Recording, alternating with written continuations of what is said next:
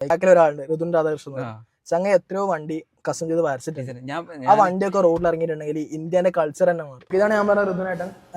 ഇവരെ കുറെ വണ്ടി കസ്റ്റമായിട്ട് കുറെ ഡിസൈൻ ചെയ്തിട്ടുണ്ട്. അപ്പൊ ബാക്കി കാണുന്ന ഇതാളല്ല കേട്ടോ, ഇത് ആളൊരു പുലിയാണ്. പല വണ്ടി ഡിസൈൻ ചെയ്തിട്ടുണ്ട്. വണ്ടി കൊടുത്തിട്ടുണ്ട്.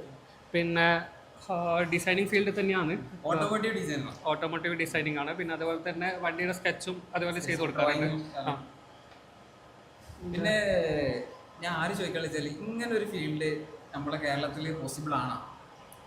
ഫീൽഡ് കൊണ്ടുവന്നിട്ടുണ്ടെങ്കിൽ അത്യാവശ്യം നല്ല രീതിയിൽ മുന്നോട്ട് കൊണ്ടുപോകും. പക്ഷെ ബാക്ക് സപ്പോർട്ട് ഇവിടുത്തെ ബാക്ക് സപ്പോർട്ട് ഒരിക്കലും ഇല്ല, എക്സ്പെക്ട് ചെയ്യരുത്. അത്യാവശ്യം പുറത്തിറങ്ങാൻ ധൈര്യം ഉണ്ടെങ്കിലും കുഴപ്പമില്ല. പക്ഷെ പേടിച്ചിട്ട് ഇതേപോലെ വീട്ടിലൊക്കെ ആണെങ്കിൽ കാര്യമൊന്നുമില്ല. നമ്മളെന്തിനാ വെറുതെ എംപിഡിനെ വെല്ലുവിളിക്കുന്നല്ലേ? അവർക്ക് വെറുതെ ചുമ്മാ പൈസ കൊടുക്കണ്ടല്ലോ വെച്ചിട്ടാണ്. എന്നെ കൊണ്ട് ഗവൺമെന്റ് നന്നാവണ്ട. അല്ല, നമ്മള് അത്ര ഇഷ്ടപ്പെട്ടിട്ടായിരിക്കും ഇതേപോലെ ഓരോ വർക്കും ചെയ്യുന്നുണ്ടാവും. പക്ഷെ അതിന് ഒരു അംഗീകാരം എന്ന് പറയാൻ വേണ്ടിയിട്ട് മാത്രം നമുക്ക് ഇവിടെ ഒന്നും കിട്ടാനില്ല. കുറച്ചും കൂടി കേരളത്തിന്റെ പുറത്ത് പോകുന്നതാണെങ്കിൽ വലിയ കുഴപ്പമുണ്ടാവില്ല. പുറത്ത് സ്കോപ്പ് നോക്കിയിരുന്നോ? പുറത്ത് ഞാനിപ്പോ ലാസ്റ്റ് കർണാടക പോയിരുന്നു. അവിടെയൊക്കെ ഭയങ്കര സപ്പോർട്ടാണ്. അവിടെ പോലീസുകാരന്റെ പ്രശ്നമില്ല. അതെ, ഇവിടെയാണ് പ്രശ്നം വരുന്നത്. ഇവിടെ നാട്ടുകാര്, പോലീസുകാര്.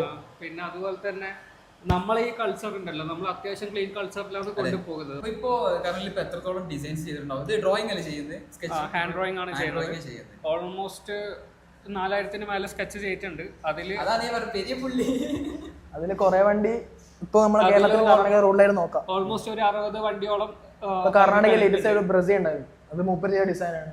അതിന് പുറത്തൊന്നും, ഇവിടെ കേരളം മാത്രമല്ല പുറത്തുനിന്ന് ഡിസൈൻ അല്ല, ഇന്ത്യയിൽ നിന്ന് പുറത്താണെങ്കിൽ ഡിസൈൻ ചോദിച്ചു വരുന്നുണ്ട്. ഇന്ത്യയുടെ പുറത്തുനിന്ന് വരുന്നത് തല ചെറിയ ആളല്ല.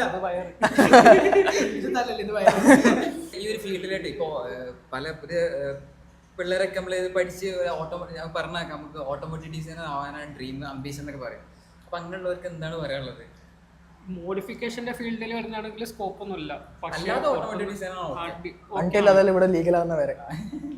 ഇങ്ങനെ പോകുന്നതാണെങ്കിൽ ഈ മറ്റേ കഞ്ചാവും അങ്ങനത്തെ കാര്യങ്ങൾക്കൊന്നും പൈസ ചെലവാക്കില്ല, എല്ലാം വണ്ടിക്കാണ്. അത് പക്ഷെ ഈ വണ്ടിക്ക് ഏകദേശം 7 ലക്ഷം റുപ്യന്റെ മുതൽ ഈ വണ്ടി ഉണ്ട്.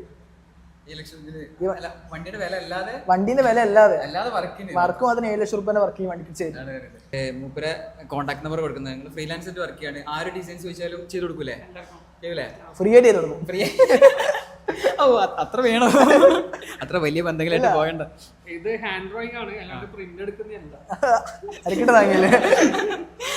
ഇതുപോലെ സ്കില്ലഡ് ആയിട്ടുള്ള ആൾക്കാരാണ് നമ്മള് പുറത്തേക്ക് കൊണ്ടുവരുന്നത്. അർജുനെ പോലത്തും ബ്രോനെ പോലത്തും ആൾക്കാരാണ് നമ്മള് പുറത്തേക്ക് വരുന്നത്. അല്ല, സീരിയസ്ലി ഇങ്ങനത്തെ ഒരു ക്രിയേറ്റിവിറ്റി അല്ലേ ഇത്? ഇവിടെ സപ്പോർട്ട് കിട്ടണില്ല എന്നുള്ളൂ, പുറത്തല്ല സപ്പോർട്ടാണ്. അത് നമുക്ക് എല്ലാവരും അറിയുന്ന കാര്യം തന്നെയാണ്.